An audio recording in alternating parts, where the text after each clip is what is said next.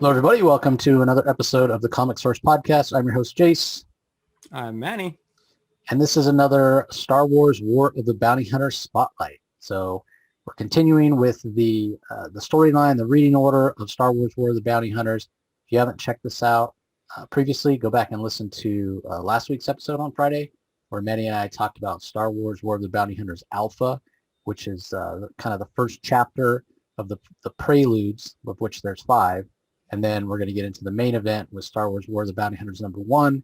And Charles Soule, who's kind of the showrunner of this event, I guess you'd say, has gone on record saying, if you want the story to know what's going on, you just have to read Star Wars War of the Bounty Hunters, the miniseries. It's 6 issues. Mm-hmm. But if you want a richer experience and you want to see what other titles and how this War of the Bounty Hunters and this hunt for Han Solo encased in carbonite affects other corners of the Star Wars universe in that time period between Empire Strikes Back and Return of the Jedi, then you're going to want to read everything. So even if you read everything, it's one book a week, mostly a couple weeks there's 2 books. So if this book that we're going to talk about today, which is Star Wars issue 13, is any indication, I'm on for all the books. Like let me get the whole experience. Let me collect them all. And at some point, if I don't want them anymore, then I'll just sell it as a big, collection. Hey, here's the whole story, throw it up on eBay or whatnot. So I thought overall that this was pretty solid. Again, it was continuing that feel of exactly how the characters felt and exactly how the world of Star Wars felt at the end of Return of the Jedi. But it's a richer experience, like Charles Soule was saying. We're seeing other characters like Sagwa, other Hutts. There's going to be other, obviously, bounty hunters and smugglers that come in throughout the story. So, yeah, I'm on board. And it's funny, Manny and I, we both talk about how we're more Star Trek fans at this point than we are Star Wars. But reading this and seeing how rich the Star Wars world can be, it's kind of rekindling my love of Star Wars.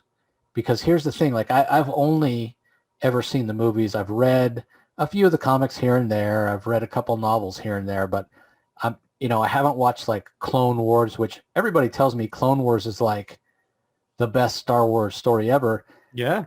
And I guess what I'm getting at, and I haven't watched Mandalorian or any of that stuff, but I guess what I'm getting at is when you're kind of a more casual Star Wars fan like I am, and you're only consuming Star Wars, even with Disney's, since they acquired Lucasfilm, even with their much accelerated release schedule, because when Lucasfilm had it, they put out the 3 movies, and then it was like, 20 years later, they put out another, and then, a couple years another. Disney acquired the property. Now we're, supposedly we're going to start getting to the point once we get all this COVID nonsense behind us, maybe 1 every year or 1 every 2 years, which I had talked in the past about how that sort of ruins the specialness of Star Wars if you get too much of it. Yeah, I agree. But the thing that makes Star Trek work, it's on television, and you get a richer story just like you do in this event because you're getting more content in smaller chunks more often. So I guess as I'm reading this event, and I know I'm going to be reading, at least 1 Star Wars comic a week for the next 6 months, at least 1. I'm looking forward to getting smaller chunks of the story that kind of flesh out these characters that I loved as a kid. And it's making me want to go back and get caught up on all that Star Wars stuff that I bought. Like when Marvel reacquired the license, I bought Star Wars, the main book, for, I don't know, the first 20 issues. And I think I only read like the first 10. And I think I bought the first couple of Darth Vader, which obviously I'm kicking myself now that I didn't keep buying Darth Vader, when Dr. Aphra made her first appearance, because I think that book goes even raw for like $200 now. But there are those books out there now, and this is knowing that those books are nested in between the movies that I still love, those original 3. It's making me want to go back and read more of the Star Wars. So if that's Marvel's intent, which you got to kind of think it is, Boba Fett being the anchor of the series, it's bounty hunters, it's Boba Fett, it's the story that fits in between two events in the movies that was a big time jump. I guess it worked on me because it's really making me want to read more Star Wars content and consume more Star Wars content. So that's kind of where I am right now, Manny. What about you? Yeah, I after reading this, I was curious to see how they would do the preludes, if it would just be kind of like a mention, or they're still on their main story, but they're kind of gonna weave it into it as well. But no, that the book really dives in head first into the bounty hunters, the War of the Bounty Hunters, and I like that, and it makes me feel like I don't just need the main books of the War of the Bounty Hunters. It makes me feel like I want to see what all the other rest of the characters I remember from these films are doing at the time, and how this one event of Han Solo being frozen in carbonite uh, affects them, and what kind of situations it put them in. And it's and I think what's really cool about it is that these are what I'll call the legacy characters. It's not something that has been recently brought up or anything like that. These are from the old school, films from way back when, and I think that's what I like because I'm not very. I don't really like the new stuff as much as I would say the old some of the old films. So it's nice to see Luke and Chewbacca, uh, and having to deal with trying to find Han Solo and trying to figure out what's going on. And so I'm excited to see like the Darth Vader book and see what's going on there, or the Dr. Aphra book, and see how that all connects. And so it makes for, like you said, got me hooked for 6 months on Star Wars books because I got to get them, got to read them, got to get the full story. And I'm not mad about that because it's part of what makes um, Star Wars fun, and reading comics fun is events like this that they can really engulf you for a couple of months and get you excited about the next issue and the next issue, and maybe even get you back on the other books as well. So good stuff. Yeah, and the other part is we keep talking about how this fills in the story of Boba Fett from when he left Cloud City on Bespin to when he shows up in Jabba's palace in Return of the Jedi. The other part of this is one of the things as a kid, even when I was watching it, Luke left Dagobah supposedly before he had finished training. He was not, Yoda was telling him, don't leave. You're not a full Jedi yet. You're not a full Jedi. And then he shows up in Jabba's palace and he's a Jedi. Like, he calls himself a Jedi. Does that mean he's a Jedi? Maybe he's just saying it. He thinks he is. He thinks he's not. In this issue, we get some hints, and we'll cover it in a few minutes here, but we get some hints about what Luke might have done in terms of training and learning on his own in between Empire Strikes Back and Return of the Jedi. So again, it's filling in not only the Boba Fett story, but maybe some of what was going on with the Rebel Alliance, what was going on with Luke, what was going on with Darth Vader and whatnot. So it's adding to, again, those movies that we really loved, watching as kids. All right, well, let's go ahead and dive into the book. As I mentioned, it's Star Wars issue number 13. Let me shrink it down a little bit here so it fits in the screen. There we go. So if you're watching on eBay, if you're watching on YouTube, I was on eBay earlier today. Can you tell? I got eBay on the brain. If you're watching on YouTube, you'll be able to see no dialogue, no words, but we're just going to kind of go through the book here. So cover Luke, 3PO, R2D2, Chewbacca on the Smuggler's Moon, Prelude, the hunt for Han Solo. And we're told the kind of the equivalent of the screen crawl here. Rebel fleet awaits word from their missing comrade Shara Bey, lost on Starlight Squadron's first mission, and Han Solo, frozen in carbonite and in the hands of the infamous bounty hunter Boba Fett. A friendly signal from the Imperial Star Destroyer Tarkin's Will reaches the Redemption in the middle of the night. Shara is alive, hiding in the depths of the ship and gleaning information about the Imperial systems, but the rebellion still seeks Boba Fett and his cargo. It's written by Charles Soule, Ramon Rosanes is the artist. Rochelle Rosenberg does the colors. Clayton Cowell on letters. Covers by Carlo Pagulian, Jason Paz, and Rain Barreto. So we start off Deep Space, Rebel Fleet. Again, Luke is talking about how as a Jedi he should be able to feel the Force flowing through him. And if you remember way back in episode 4, when Ben Kenobi had just started Luke on the training, and he put on, the helmet with the blast shield down, and he had one lightsaber, and there was just one of these little floating balls. And Luke was having trouble blocking the laser from one. And then, Ben coaches him. Ben Kenobi's like, just, you got to relax, feel the Force, flowing through you, let go, whatever. And he's able to block the lasers. Well, now obviously Luke has progressed, because now there's 2, 4, 6, 8, 9 that we see on the page of these floating balls. And on the next page, we see him, lighting up his lightsaber, jumping around. He's not blindfolded this time. He can see, but he's dodging a lot of them. He's thinking back to Yoda's training, saying you'll know when you are calm and at peace. And you see him even kind of close his eyes as he's fighting them. And then 3PO comes and interrupts, because he has a message for Luke. And even as Luke is not looking, he's looking at C-3PO, he's able to dodge or deflect some lasers from the last ball, slice it in half. And then 3PO apologizes for interrupting the training and says that R2D2 has a message for him. And 3PO just came to translate, basically.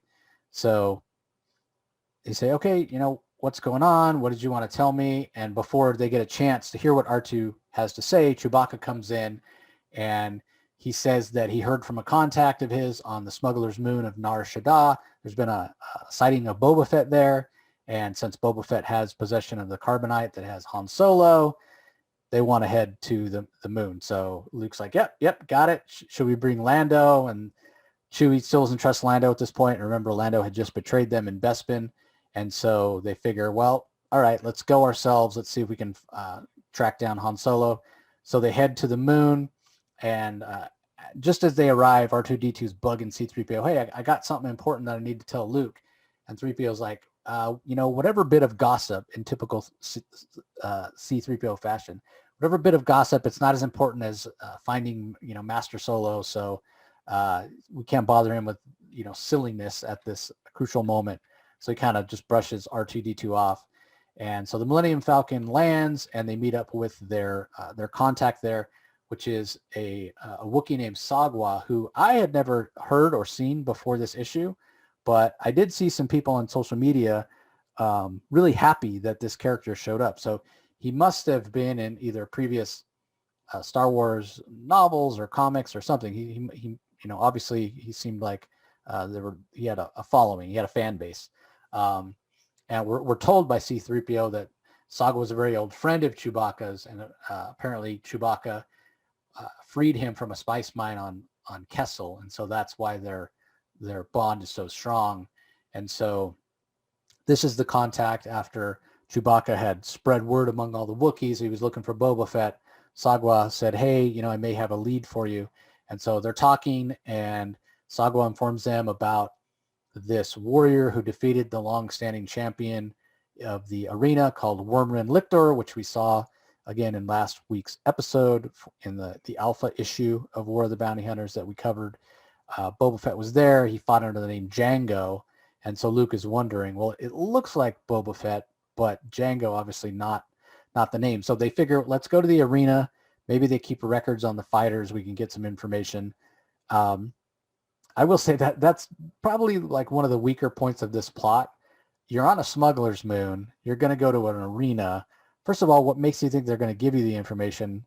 Second of all, what makes you think the information that you'll get is actually reliable? And number three, even if it is reliable, what makes you think that they're going to allow you to leave with that information? But it's the only lead they had to go on. And, Luke is pretty, I don't want to say full of himself, but there is a level of self-confidence that he has exhibited ever since kind of facing Darth Vader and surviving that encounter. and having his Jedi abilities at a much higher level than he has ever before, as evidenced by those first couple pages where he's fighting all those floating drones. So anyway, they go and they ask the lady who signed Jango Fett up, and she's like, it's that information's going to cost you because nothing's free on Nar Shaddaa, and 3PO even spouts a bunch of sayings. Learn to love the lies. The third motto of Nar Shaddaa is never tickle a Hutt. And he starts to say the fourth is on Nar Shaddaa business is, and Luke kind of covers his mouth. Shut up, 3PO. Let's just figure it out. And when the person that signs people up, this weird looking female alien character, I don't know what their race is called, but it's the same as Cy Snoodles from the band that sings in Jabba's palace. But anyway, Luke's saying, okay, what was his actual name? I know the name that he fought under, but what was his actual name? And she's like, what do you think this is? Like, it's not like we asked for ID or something. Like, that's the name he gave. That's all I know. And Luke tries to find out if there's any other information, and she gets kind of suspicious, and she summons the Hutts of Nar Kanji, and they show up, and they're like, they want their money, right? They're still out, even though Boba Fett left them his winnings, whatever would have been his winnings from the fight in the arena. They're still out because they lost their champion. They lost their meal ticket. And so they want to know where Boba Fett is. They want to track him down as well. And Luke tries to explain, well, we don't know where he is either. We're not his friends. That's what we're trying to find out. And so they don't really like that answer. They say, well, you're going to come back to our place and we'll continue this conversation. And very sort of typical Star Wars moment here, where you can just see the look on Chewbacca's face. You see the look on Luke's face as he lights his lightsaber, and like, no, we're not coming with you. Walk away. And obviously when these Hutts see the lightsaber, they think, just because you have a lightsaber doesn't mean you're a Jedi, but it is something they pay attention to. It's not a weapon that you see very often in this time period of Star Wars. So the Hutts say, hey, we're going to kill the organics. We'll bring the droid and, we'll slice its memory banks open. Anything they know, the droid's going to know. And 3PO's like, that's a terrible idea. I don't know anything. So sure enough, they all start firing their laser blasters, and Luke's able to deflect all of the laser blasts back at them. And that's when they realize, oh crap, maybe this is an actual Jedi. He can actually use that lightsaber. He's very proficient with it. And that's when they remember the Empire has a bounty on Jedis. So they got a new plan. They want to kill the Wookiees, capture Luke so they can sell him for the bounty, find out from the droids anything that's known. So Luke's like, well, we don't even know if it was Boba Fett. We're going to have to find another way to track Han down. But Chewie doesn't want to leave. It's like, there's got to be more information from Boba Fett here. So Chewie kind of loses it, goes totally ham here, and he pops out from undercover and just starts blasting all these Hutts. So kind of shows just how great Chewbacca is with a blaster. Meanwhile, Sagwa opens up kind of the secret passage that leads them out to the street so that hopefully they can escape. And once they get out there, unfortunately, here's all the kind of the reinforcements that the Hutts had called for. So Luke uses the Force to knock a bunch of guys off one of the land speeders. Chewie jumps in to pilot it. Everybody else piles on board. Luke kind of stands on the hood of it. So as they're driving, he can deflect laser blasts and, prevent them from being killed and allow them to escape. And Luke's wondering, as they're fleeing through the streets, being attacked from every side, just how many people are in the Kanji anyway. And I love it. 3PO says, I think all of them are. So they put a call out to R2D2 because he's obviously still on the ship. He didn't accompany them. And they tell him, hey, get the ship ready. We're coming in hot. And they are able to jump onto the Millennium Falcon and make their escape before they can be caught or harmed. So once they have a few moments here, R2's Bug and C-3PO again saying, hey, R2 has a message for you. He says that he possesses a list of what might be former Jedi outposts across the galaxy, something he acquired in his database when they were on the Death Star. So if you remember way back in Star Wars Episode 4, when he downloaded the plans of the Death Star to stop and got into the database to stop the trash compactor. And he's been apparently processing all that information all this time. And he just finally came across this list that has these possible outposts of Jedi kind of strongholds or what have you. And Luke's like, God, you mean there's places I could go? And this is what I was mentioning earlier about getting Luke's story of how he may have been able to continue his training on his own. So there's places where there could be Jedi artifacts, places where he can go and learn more about being a Jedi and enhance his training beyond what he learned from Yoda. And I love what he says here. It seems impossible. It's almost like the Force is giving me just what I need when I need it. So that I kind of like that whole idea. So with C-3PO's help, they kind of get the whole list and get it all compiled. And Luke's like, man, there's so many outposts. There's so much on this list. It could keep him busy for decades. And I don't remember the name of the planet where Luke was when he finally shows up at the end of Episode 7 and is there in Episode 6 trading Rey. But you wonder if that Jedi Temple, if that wasn't one of the places on this list. So that could be Charles Soule playing the long game. So anyway, Sagwa then comes in and he's decided to stay with them. He wants to join the Rebel Alliance. Figured it was time for him to leave the Smuggler's Moon. And apparently Leia has sent a transmission and they want the Millennium Falcon to return to the fleet immediately because they've received a coded message from an unknown party that claims to be in possession of Han Solo. So we know, because we read Star Wars War of the Bounty Hunters Alpha, that Boba Fett actually lost Han Solo, doesn't have him anymore. So you wonder, is this legit? Is this a trap? What's going on? And we get the little blurb there, to be continued in Star Wars War of the Bounty Hunters #1. So obviously there's going to be some more Prelude stuff that comes before that, but we may not get a continuation of this particular storyline until the main series starts in June. So if we look at the checklist here, as you see, like I mentioned, in May, there's 3 more Preludes. But if you read the little blurbs here, they don't actually talk about kind of anything to do with the storylines that we've had so far in Alpha or in Star Wars 13. So Bounty Hunters 12, we're going to be reading about Valance and Dengar as they tear through Shada for Han Solo's location, but Valance can't escape his past or deadly assassin. So you wonder, when exactly does Bounty Hunters 12 take place? Are they part of the bounty hunter group that tracked down Han Solo in that doctor's laboratory and stole him? Who knows? Darth Vader 12, is Vader's body and status are restored, repaired after his fight with Luke at the end of Empire Strikes Back. But his thoughts drift to the past when he first hunted Han Solo after the smuggler defied him at the Death Star. So that seems like Darth Vader 12 is going to be a flashback, tell an old Han Solo story. And then Dr. Aphra 10, Aphra and Santa Staros attempt a daring escape from Yakura and the Unbroken Clan, setting them on a collision course with one of the galaxy's most frightening bounty hunters. So no clue there how that ties in. I mean, is the galaxy's most frightening bounty hunter, is that them running into Boba Fett? Is it somebody else?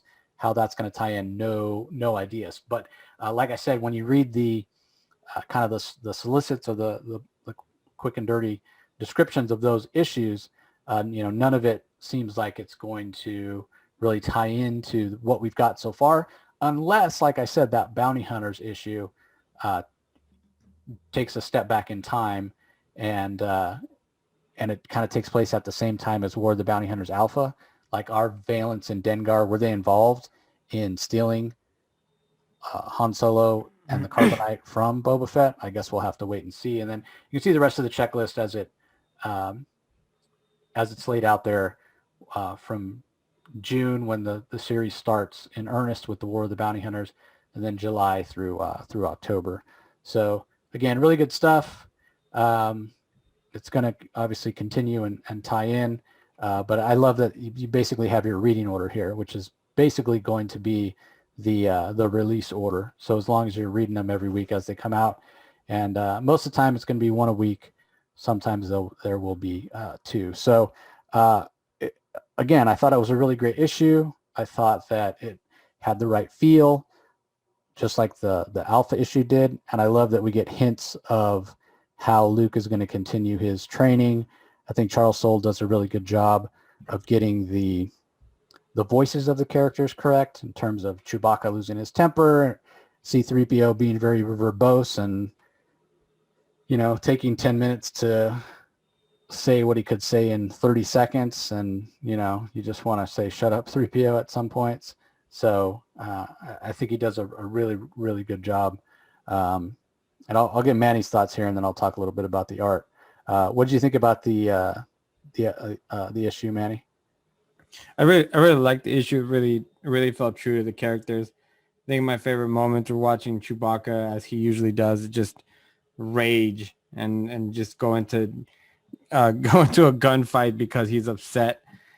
He doesn't handle not getting his way very well, and it's always funny to see him kind of act out his emotions. Just a little blurb on Sagwa. He was actually in Solo, the Star Wars movie.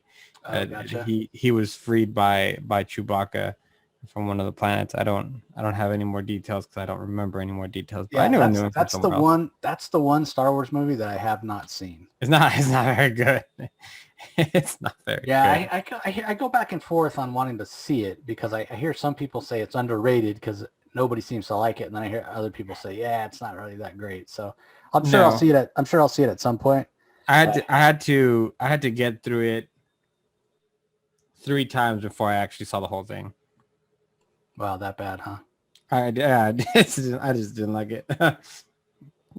So I do think that Luke's got a little bit of a little swag going on. I really think he's feeling himself after going toe to toe with Darth Vader, and even being face to face with Darth Sidious. He's really feeling he's doing something, and he's really taking it to, he sees all these other characters. I think all these other bounty hunters are just thugs that he's like that are beneath him. So it will be interesting to see if he's brought down a notch at all throughout this journey. And kind of like you were saying earlier, is how does he get a little bit more experience between the two movies? Because he shows up in Return of the Jedi demanding Han Solo, doing little flips and everything, and pretty much saving the day with the droids. You're right also about C-3PO. He can shut up sometimes, but I mean, that's just how he is. That's his character, that he's over dramatic, and R2D2's the cool one. So solid issue. So which is why earlier I was saying looking forward to see what some of these other tie-in issues have to offer, because if it's as good as this one, you continue to take my money. Yeah, I agree. And just a word on the art. I think the art suits the book really well, especially the colors from Rochelle Rosenberg. It's sufficiently bright, and when you think about the kind of the cinematography and the look of the Star Wars movies, they're very brightly lit movies. Nothing's muddied in terms of being in shadow or whatnot. So Rochelle Rosenberg is really the right colorist to do that. And the Ramon Rosanas art, it's not, hyper detailed, but it's very good. The storytelling from panel to panel and whatnot is really good. I do think the transitions could be a little better, and especially where I think there's room for improvement in this art. And again, the art is definitely above average. It's very, very beautiful to look at. But for the most part, the camera, in terms of depth of field, it's pretty standard throughout. We're always sort of at the same distance away from the characters. And so I wish that I wish we got a little more, zoom in and zoom out. That would make it a little more dynamic, because we don't get a whole lot of that. And I understand that in terms of how much story here, it is quite a bit. in narrative. You know, it's a big chunk of story. There's a lot that happens here, and so you can't go with, you know, really big panels or really big splash pages to show the detail as much. But his art isn't hyper detailed anyway. But it does make, I don't want to say boring, because it's not boring at all. There's a lot of action going on, but I just think the art would feel more dynamic if he kind of varied the depth of field a little bit more. I mean, he does move the angles around a little bit throughout the book, so that's pretty good. But I mean, I'm nitpicking. You know, I'd still say the art's a good solid 7 or 8 out of 10. So, and I'd say the color work's probably a 9. So again, it's just a little nitpick, but I think the art could be a little bit better. But overall, this was just a really fun issue to read. And yeah, like Manny said, I think that this is doing, at least for me, this has done exactly what crossovers are supposed to do, which is make me want to go back and read more Star Wars. You know, go back and read the stuff that I bought, maybe go back and buy some trades, or, you know, check it out on Marvel Unlimited or whatnot. So don't know when I'll have time to do that. And you know, Manny and I have been talking about wanting to cover some Star Wars comics because you guys love your Star Wars. So Oh yeah. but yeah, I think that's it for me. You have anything else to add, Manny? Any comments about the art or anything? No, I thought it was fine. That there was nothing. I didn't think it was. Yeah, I think your rating of a 7 to 8 is pretty spot on. With everything. Having droids is often, I find it might be annoying for artists, especially with one like C-3PO is supposed to be so shiny. So yeah, kudos to artist on that one. Sorry, the colorist on that one. No, but yeah, a solid book and solid art. Yeah, I think you know, not to compare artists, but you know, Steve McNiven, that art on Alpha Mm-hmm. was so amazing. Yeah. And this, you know, might be a slight step back, but it's still, you know, absolutely gorgeous. So, and I think Marvel knows how important it is to have really good artists on their Star Wars books, because when you look at the names of the artists that are on these books, you know, they're pretty solid. I mean, we had Salvador LaRocca on the first Darth Vader series for, I think, almost the whole run, which is just fantastic. So, but anyway, I think that's going to do it for this in-depth look at basically the second chapter of Star Wars War of the Bounty Hunters, the second prelude chapter, if you will, Star Wars issue 13. So be sure, if you're watching us on YouTube, on the LRM channel, that you're subscribing and you're smashing that notification button and giving us a like, because all that helps us get better access and get better coverage. Obviously, if you're listening to us on the podcast, you can head over and, you know, see the art and see Manny and my smiling faces if you want to check out the YouTube channel. But we appreciate the support as always. We love that you guys listen and watch, and you know, we wouldn't do this if it wasn't for your all's interest in it. So we want to thank you as always, and we will talk to you next time.